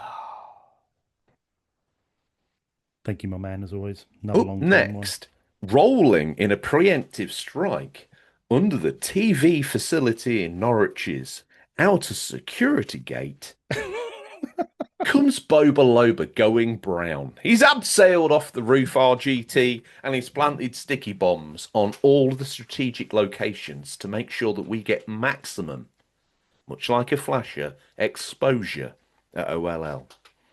Awesome. He's the guy for that job as well. He is. It's Boba Mm. Loba. He's gone brown and he's took down Norwich Town. Oh, nice. You're trying to do a bit of a Mike Skinner slash Scott marathon game in here, aren't you? No, I don't know. More of like a this year in cinemas, Boba comes back. This time he's going brown and he's taking Norwich down. Anyone good with AI? We need a trailer for that. Explosions, the lot. Full going brown.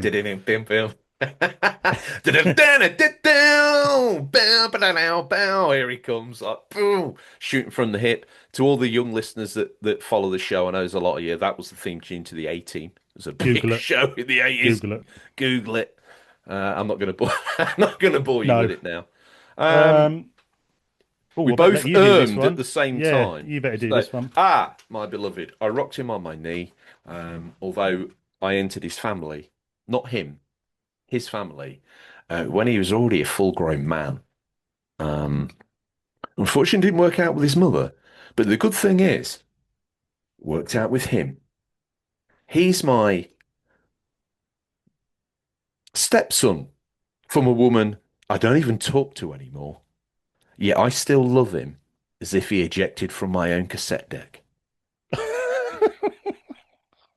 My God. Thanks, Gin. Yeah, cheers, Ginge, as always. Platinum God. Next up we Get have in, Ginge. Get in touch if that's what you want. I think, as my son, you can request whatever shout out you need. hmm, And if they aren't hitting it, because I heard in the editing room the other day the talk of Ginge sucking on a big red hard fairground dummy candy with a little plastic blue, light blue plastic thing on the end with a little piece of like ribbon through it, the red ribbon that's been pulled and it's just reefed up round there. Uh, Hitting a glancing blow on the vicar, actually would have been dead. And then, yeah, I thought to myself, have we jumped the shark here? But I think that probably happened episode 4. yeah, that is a trip. Next up with the wonderful Harvey Retro, Which who bit? me and Episode 4 till now, or till just the now, red candy? Oh, right, yeah, it has been. yeah, we leapt and didn't land. We just kept going. Oh, mate, if you ever get um, the chance to listen to the trailer, I think it's still on YouTube for the show. There's me in a suit and tie. Oh, hello, welcome to the Unofficial Controller Podcast. that's your real voice. Read from telephone. Oh, absolutely, old beard. Read from that probably is actually not far off. But yeah, thank you, Harvey Retro. We did watch your Argos catalog one this week. That was absolutely brilliant. I love these. I did. Oh, I love the price. I caught him hot step on somewhere doing a price comparison of mask toys using Yeah, inflation, and he yeah. was like, "Oh, I have to counter you. I'm going to counter you here, Harvey, because 9.99 in whenever it was a fair amount of money, but Mm. 26.99 comparatively, I'd have been dripping in mask. And I did It like he was a picked. steal at 89 quid for Boulder Hill. I was like, come on, get your wallet out, Harvey. What's wrong with you, boy? I liked his. He picked his bedspread and got a Thundercats bedspread, which was awesome. But Where yeah, does the Eye of Thundera land on there? Is it mid crotch or what? oof, I'd have to rewatch that on YouTube and see. So it's Get in Enigmatic. touch, Harvey. I'd love to know. Yeah, Enigmatic Retro Rewind, I think his channel's called. But just yeah, type in it, Enigmatic and you'll find it. But yeah, brilliant channel for all that sort of thing. Really Because awesome. as we transitioned to teenagers, we took our childhood bedding with us. But let's face it, probably didn't survive the teenage years for other reasons. They're like a bit of hardboard now. Who we got next? Dad sanded it down, cut in strips, and used it as skirting board. Bit of gloss boy all day. Oh, Dad, Jesus, right, okay. Yeah, okay. What do you think your skirting board's made out of, boy? Your teenage sheets? Exactly. Yeah. Everyone installs their teenage sheets in their son's house as Yeah. chipboard. It's like paper mache. Anyway, who we got next? If you get a flood, don't drink the water. Up next, I do believe it's my privilege and honour to thank Emma Sharp for for her dedication, support the show, and a monthly sub. Thank you, Emma. Yeah, thank you, Emma. And then we have, well, Was he just where I said he was? I don't know. I haven't heard. Mm. He's very quiet. He's gone very clandestine. His I don't think he dare allow his professionalism to get tarred up with this show. And also because he keeps his location very secret, I think he's worried if he contacts, we might be able to lock in and trace him. I think we're his guilty secret. I think so. But I think he turns us down when his mumsy comes in. yeah, I think so. I think we're the guilty pleasure. Yeah. What sort of sick and twisted world is he living in where we're his guilty pleasure? Wow. I think you'll find that you're quite a few people's guilty pleasure. Mm. Um, that is nowhere near Berlin. Thank you, Greg, as always. Wow. Speaking of Okay. guilty pleasures, who we got next, George? Mumsy? Yeah. Yep. Thank you Yep. for that. Thanks. Uh, Thanks, Mumsy. why would she be a guilty pleasure? I don't feel guilty pleasuring my mother. Do you? I think that might be where you're from. Um, right, next up we have the RGT fan club.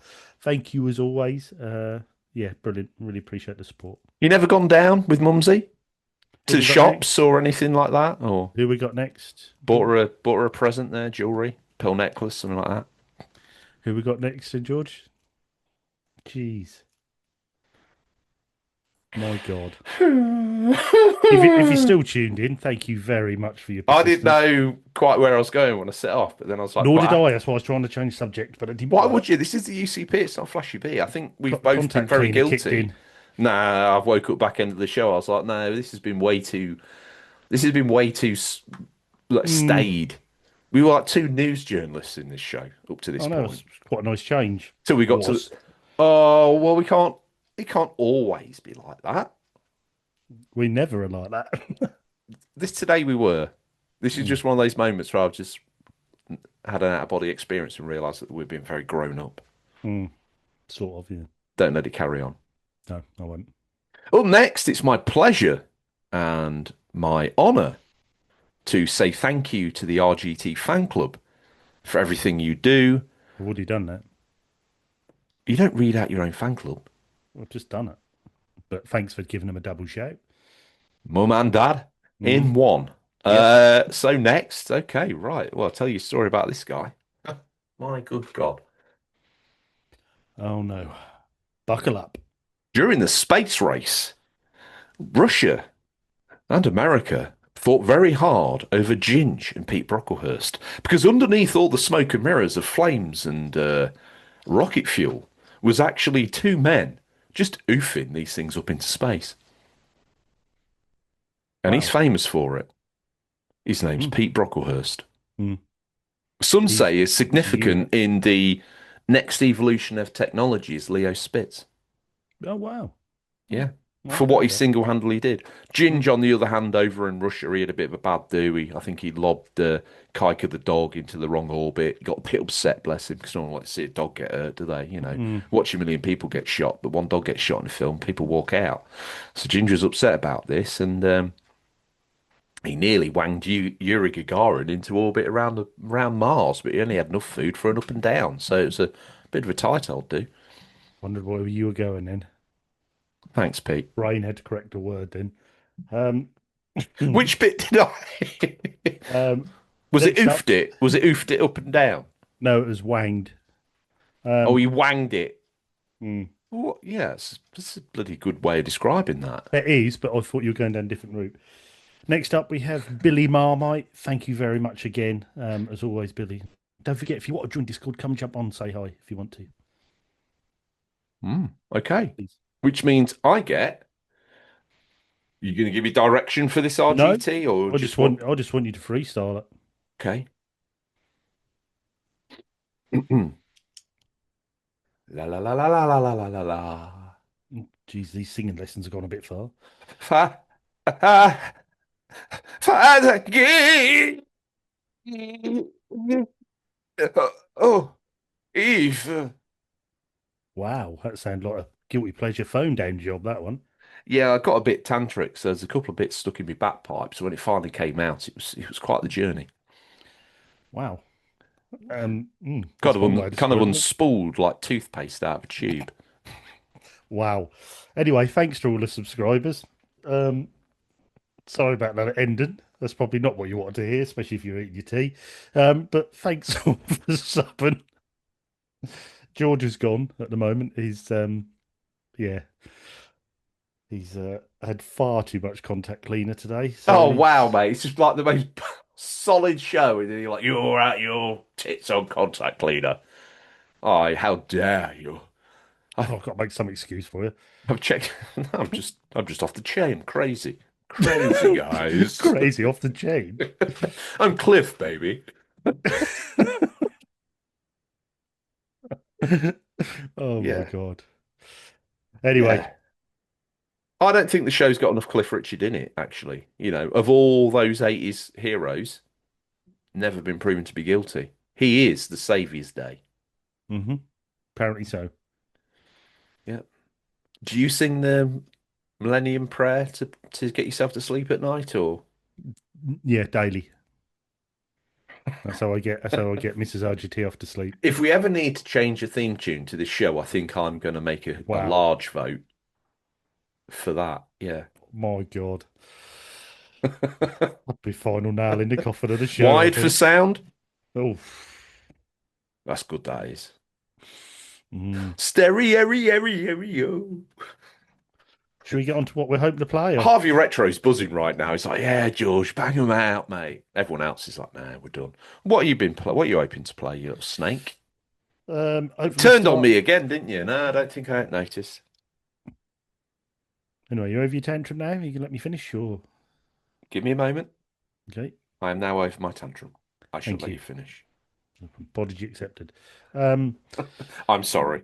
that's all right. No problem. I've already accepted it. Um, I'm going to play some Gear Club 3, see what that's all about, see if it's as good Yeah. as people think. So I'm looking forward to playing that, getting into a car game again. Pepper my WhatsApp with screenshots of that. I will do. I will do. I'll do it on the old Nintendo app as well, so you get the proper pictures and um.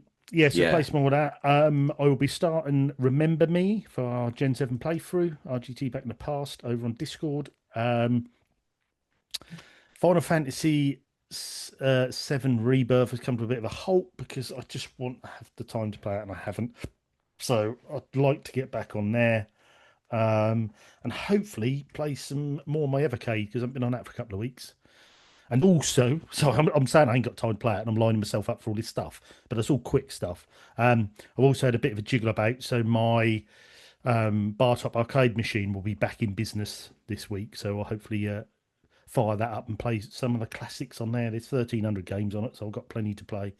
So a few beat 'em ups and bits and pieces. So yes, just need to get a new stall for it because it's on a stand and does my back in. So I need to have a nice little stall, sit in the corner, play some games. George is giggling away at me at the moment, so get ready for another one. Here we go. Three, two, one. Where you go, George? Quote unquote. I'm gonna have a nice little stool in the. Yeah, probably didn't phrase that the best. I'm going to buy a comfortable stool to sit on while playing the arcade machine, you bloody child. Right, what are you hoping corner. to play? Come on, what are you hoping to play? Well, as I said, as I remembered my confessional, I might even try and drag Rachel back on G1 Jockey because she actually got quite good at it. Um, there's a finesse to that game that I've never seen orchestrated in such a way before. Um, Oh, this is going to start it up again on Discord, isn't it? I, well, maybe not. I never realised quite the level of finesse. Like she read the field, read where the horse likes to run within the field. Yeah, there's a lot going on, more than I probably ever realised. I was like, yeah, actually, yeah. So I might drag the PS3 version out of the loft because it's got even more in it, hasn't it? It's got the horse breeding in it as well. So I think that that might well, that's basically that's coming down. Play a bit of that. I'm going to download that Voyager thing. I'm very interested in it. Hopefully, I've piqued Is your that Star interest as well. Trek? Is it? Sadly, it is. Yes. Yeah, I don't mind Um, that. No, don't worry me. I just didn't know if that was a licensed one or whether you're just it calling it is Star Trek officially because of. licensed. It is officially licensed about on Voyager as well. So look, I know that's probably the more one of the more popular Star Trek franchises. So yeah, give it Mm. a go. Let me know what you I think of that. That Well, interests I me a was bit. hovering on Switch too, but I got a little bit confused because there's a normal version and a super version, and then there's some DLC. And I couldn't quite work out on the Switch store if the DLC comes with it, because I think the DLC allows you to sort of carry on after you finish the game in a procedurally generated way, possibly. It wasn't very clear, but it did say allows you to continue your journey. So I Mm. thought, okay, so I think I want that, even though I haven't even got the game yet. I think I want the extra DLC Mm. because I think I want that full package. So I just need to do a bit of research to work out which bit to get. And I'm Mm. also still super fascinated by that climbing game, the procedurally animated climbing game Mm. called Cairn. That's reviewed really well, and I keep seeing it. I think I should get that, should get that, should get that. So yeah, I think one or the other this weekend, and then next weekend maybe one or of the other one. Mm. I'm quite intrigued to maybe give that a shot. Um, how much is Ball X Pit these days? Oh, I don't know. I don't know if it's had a sale. I would probably suggest it hasn't. Let me have Do a I quick. need that? Because I was thinking the other day when I was in the hotel room on the Switch, I was like, these It's games are all perfect right. time to play it when you're away That's what I from was home and that. thinking. It's That's what really, I really was good. thinking. Um, And then he's looking for some prices of games to tell me what I can spend on my wage. Yeah, yeah. 13.50 on. That's decent. Is that a Switch 2 version? I think it is just a Switch version. I think that it just runs better on the Switch. I don't think there is actually a Switch 2 version. I might be Oh, wrong. right. I thought there might have been. I thought there's a little pack or something you could get. So I'll have a little look see at that as well. Yeah, Um, that's a great one to have for when you're traveling. It really is. I couldn't recommend that enough. I think that's you'd enjoy that. because I was like, oh, these games. This is why I went on Cast and Chill because it's like, it's very. It's a game. It's involving, but it's uninvolving in a Yeah, way. you ain't got to overthink it. Yet with Ball No, X Pit, you'll get the sense of progression and want to play more. Yet you're not sitting there trying to play a massive RPG. So, yeah, yeah, which is a struggle when you're away. And I yeah, didn't definitely. the last couple of times. I've not wanted to take the dock either. Just want to travel a little bit light if I may. Mm. Um, it is nice to get the dock lash up to the TV when you're Have you away. got a travel dock or? Not for the Switch 2, I don't, because I know a load of the launch wave of non-gen ones have been completely decked out by a recent upgrade, firmware update. Oh, okay. Yeah, So 'cause I was I got always a one bit when I went nervous. away, and that was brilliant because yeah, just a little connector, a Well, just super. make sure that works still. Mm, yeah, I will do. Yeah, yeah, I'll double Um, because Mrs. RGT uses it on a little portable screen, so oh, right, good. she uses it then every day, so that's So it's ideal. Switch 1 and Switch 2, is it? Hmm. Yeah, Because I've got yeah. one for the Switch 1 and wondered if it would work, but who I knows? bought Pacific Switch 2 one, which then works with the Switch, I see. I so it see. goes back rather than one that tries to go forward, if it makes sense. Because I suppose it needs that sort of 4K gubbins to go through it, doesn't it? So, It needs some sort of beep beep code in there, I think, mm, doesn't it, to allow mm, the interface to happen. But I think on that note, RGT, we're lost in the weeds. I would yeah, say thank you to everybody, and that's all we have time for this week, listeners. As always, thank you for your time. We look forward to the pleasure of speaking to you again next week. Until then, happy gaming.